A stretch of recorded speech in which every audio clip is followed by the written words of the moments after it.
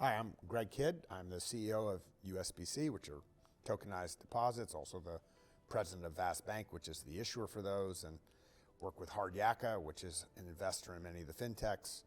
We're a big user of yours, and thanks, Jess, for coming today. Thank you very much. I'm Jess Houlgrave.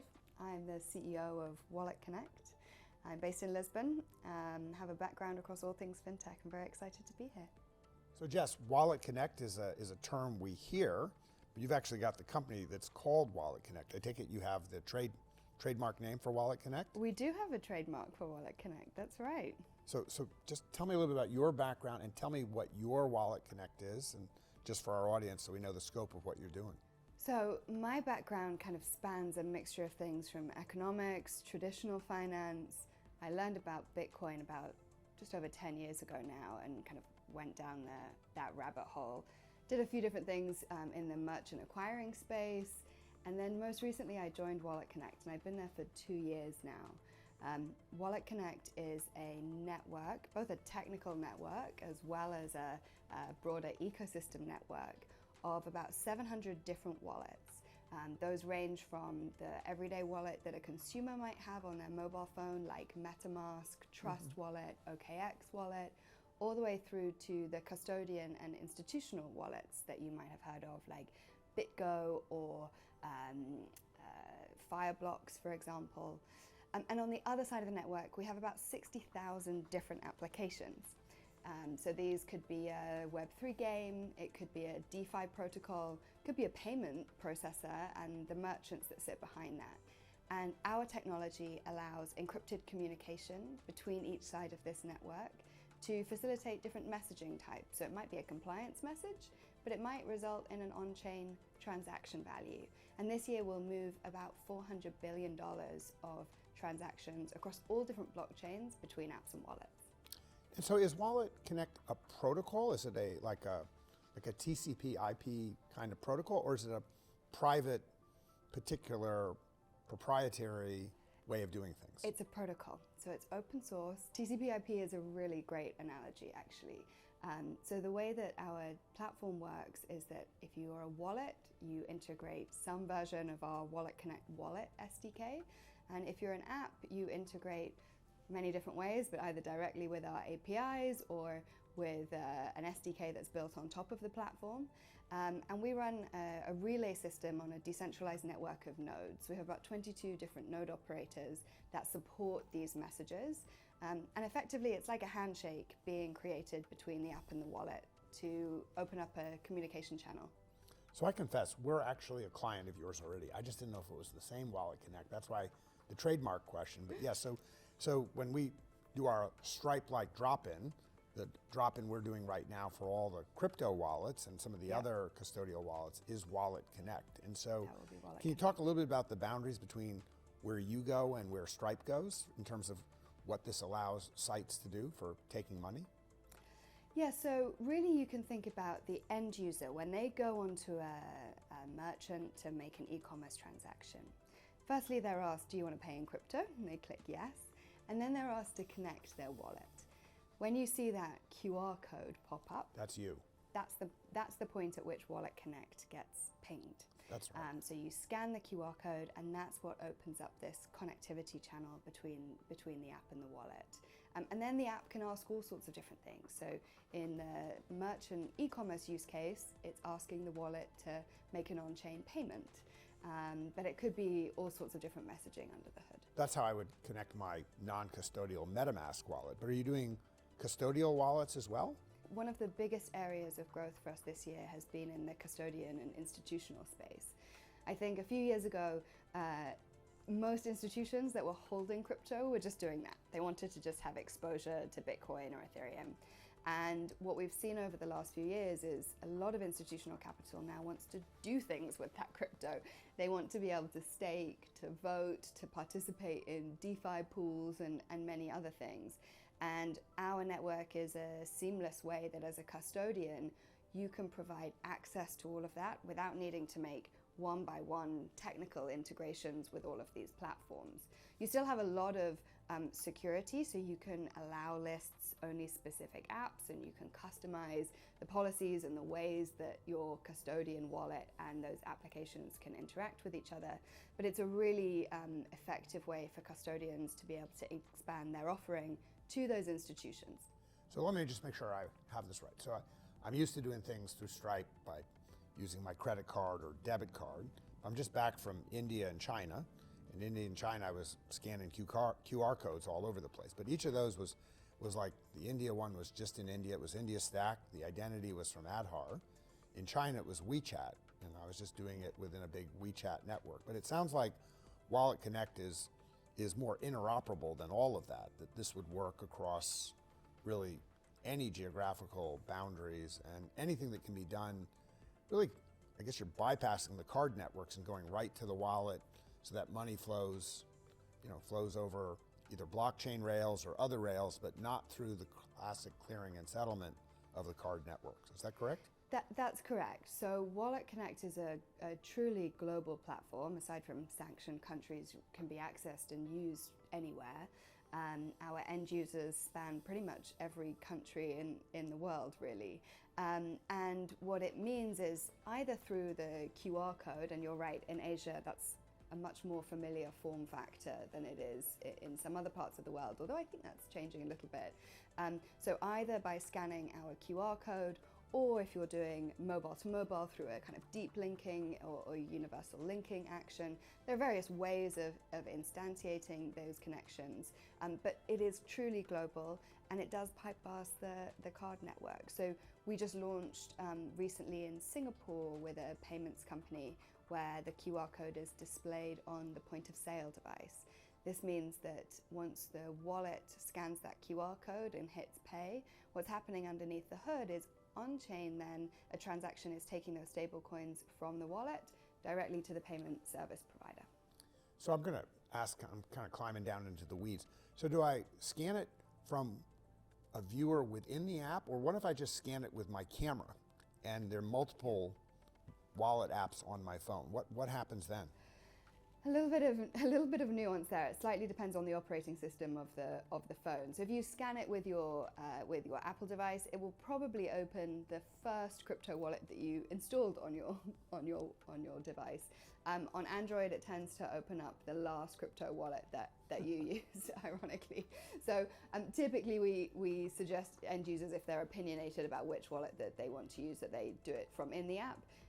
But many users still only have one mobile wallet, so if you just scan it from the operating system window, then you'll get to the right place.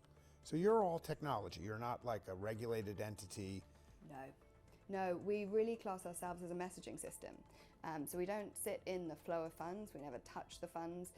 We never even actually see the messaging that's being passed between the app and the wallet. That's fully encrypted. It means we can't see the transaction at all. That's really important from a privacy perspective, but also from from the perspective of front-running transactions. So it's really a very secure communication channel that just happens between the app and the wallet, and we're completely out of that. So you do the identification, the authentication, but you leave the authorization to the wallet to figure out with their risk rules or whatever what can or can't get done. Correct, exactly. So it's very, very customizable. Different wallets, especially if you're thinking about a custodian and an institutional wallet versus a MetaMask or a ledger hardware device, all of these different wallets will have very different policies, permissions, ways of working, and you can customize that in the way that you interact with the network. So do you get sucked in on some of the regulatory hoopla about this, like the way I think most countries have not figured out how to deal with DeFi yet, and they've just basically given it a hall pass, including the Americans and the Europeans. Is that, you want to just kind of give an update on the regulatory status and basically how you're kind of navigating those waters? So for us as a company and as an organization, because we're not regulated, we tend to stay a little bit out of that. There are a couple of really interesting things that have happened over the last year, though. One is in Europe with the MiCA regulation, and in Singapore with some of the regulation that's happening there. The travel rule has started applying to self-custodial wallets. Right. So here we're talking about a flow that's taking place from a self-custodial wallet to a regulated environment. and there is a requirement to understand who owns that wallet. How do you prove the ownership of a self-custodial wallet? You have to do something with the private key. Historically, that took the form of a Satoshi test, sending a very small amount of crypto so that you can prove that you own that wallet.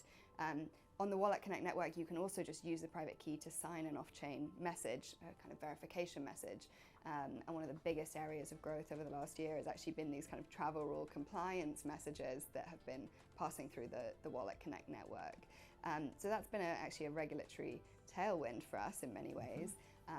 Also the reason that we've expanded quite significantly into the Bitcoin space, for example, where we didn't really have that much of a role before, but with some of this regulation, as well as the development of more applications in Bitcoin, we've seen a lot of growth there.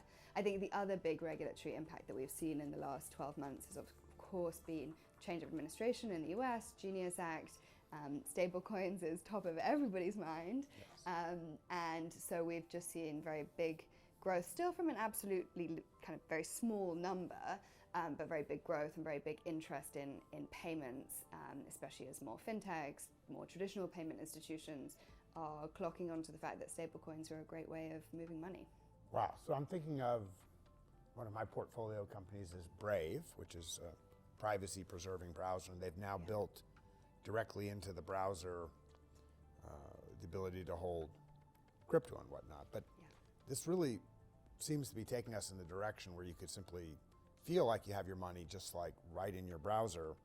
And so it brings us to sort of an Amazon one-click world, but not just, again, within the Amazon silo, but really across everything. It feels to me like a moment like where we went from CompuServe and AOL to the World Wide Web. I mean, is that... I think one of the most interesting and compelling things about crypto is how embedded standards are, and how deeply important standards are when it comes to interoperability and creating great user experiences. And writing standards is really at the core of what we do as an organization. It's where WalletConnect came from. We started with something called the Chain Agnostic Improvement Proposal. Based on an EIP, or an Ethereum improvement proposal, we started writing these in a way that could be fully cross-chain and work with all different chains. And the first CAPE, which is CAPE 22, is really the foundation for how WalletConnect works between an app and a wallet as part of creating this form of communication. And I think that's one of these really magical things, because we've managed to create this very open network. Any wallet can participate, any app can participate. And when you think about, you use this sort of like Amazon one-click approach built in very much a walled garden. Some of the standards that we're now working on, especially in the payment space, we have a new standard called Wallet Pay that we're releasing to all of the wallets at the moment. And we truly, I think by the middle of next year, with many of our wallets, we'll be able to see almost a one-click checkout process. And the next version of that will enable the wallet to share things like my shipping information. So not just with a single provider, but really any wallet on the network can use those standards. So we're looking for, I think of it as sort of the super wallet or the aggregation wallet. Normally wallets have been either custodial or non-custodial, but I'm beginning to see situations where when people open a wallet, it has both custodial and non-custodial money mixed in. It might be custodial and non-custodial Bitcoin or Tether. Want to talk a little bit about this, like that people's wallets become sort of a wallet of wallets, and what's going on in that part of the world?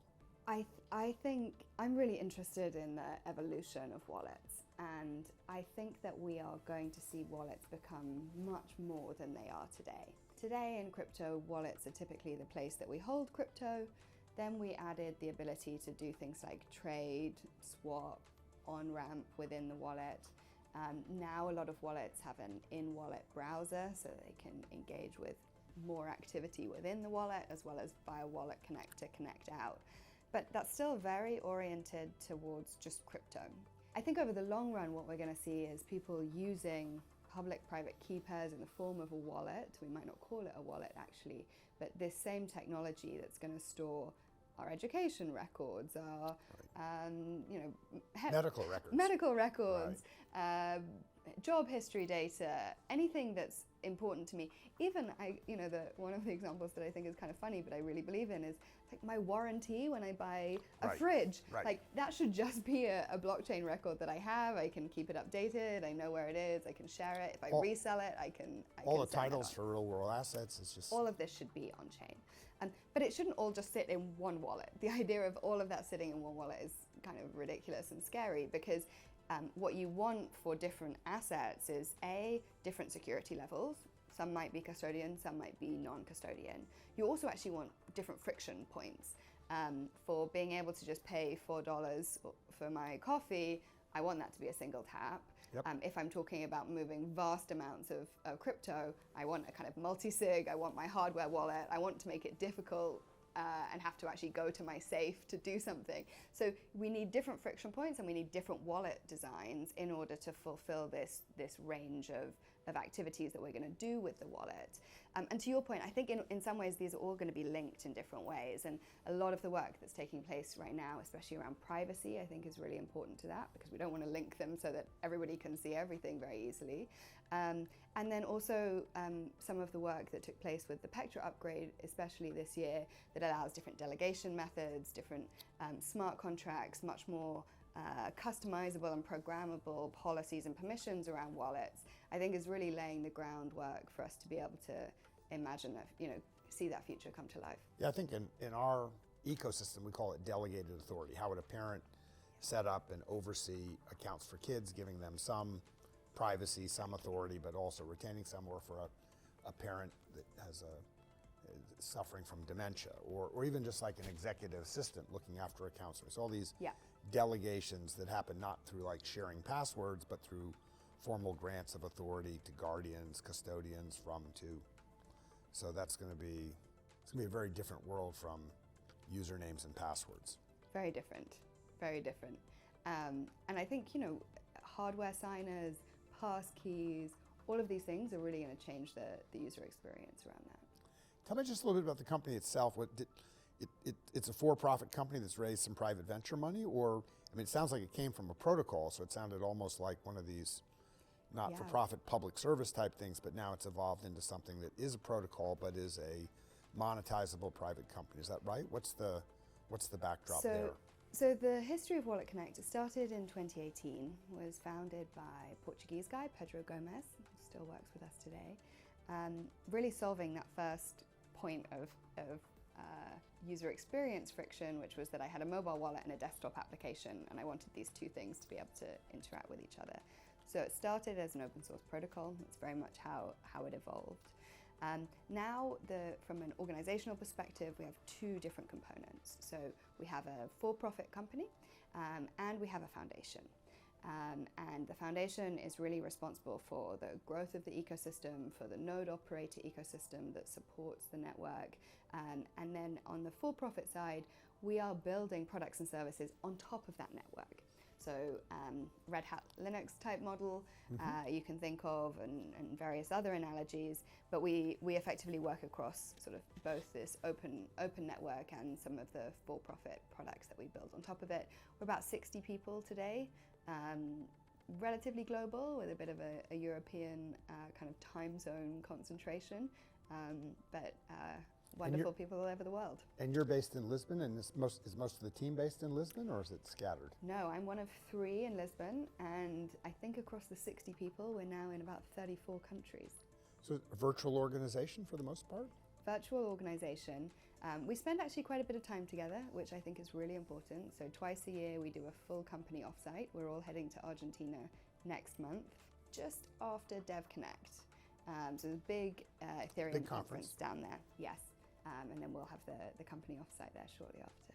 That is on the 20th or so? I think DevConnect is the 17th to the 20th or something. On the 20th we actually do WalletCon, which is twice a year we do an industry conference for wallets. So we'll be doing WalletCon in Buenos Aires on the 20th, and then we'll all be hanging out as a team.